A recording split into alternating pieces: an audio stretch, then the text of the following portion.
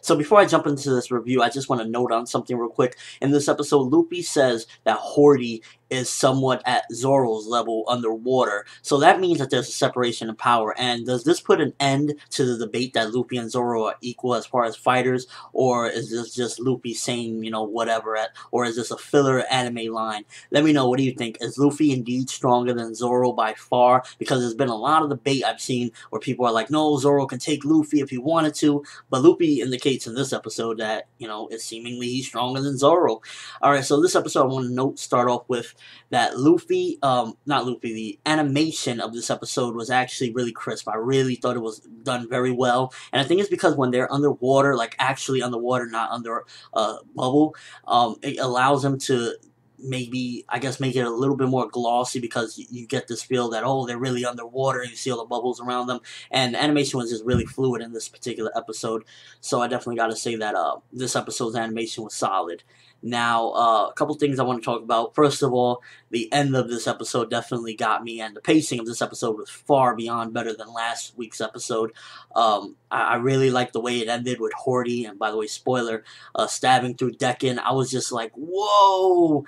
This is what I've been waiting for a while. Definitely got me a little bit more like, Hordy Jones is crazy. I mean, I've been thinking that this whole arc, but even more so this episode when he just stabs right through Deck, and he's like, I wonder what would happen to this ship if I killed you.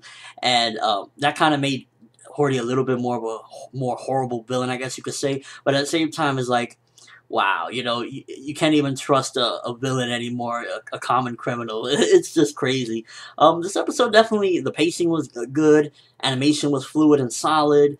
I really like seeing Luffy and Hordy go kind of somewhat even underwater, because Luffy still somewhat had an advantage of the fact that he's a lot stronger and faster, but the water was giving Hordy the ultimate advantage over everything.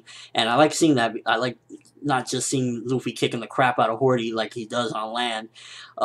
Interesting stuff, but either way, definitely I enjoyed this episode. I thought it was handled a lot better than a lot of previous episodes. The animation, everything about it was just really awesome, and to end the episode like that, I was like, yeah, that was really, a great way to end it, because I remember reading that in the manga and being like, oh man, I hope they end the anime episode like that, because it just leaves you with such a like, whoa, Hordy like even crossed the line further with this particular episode.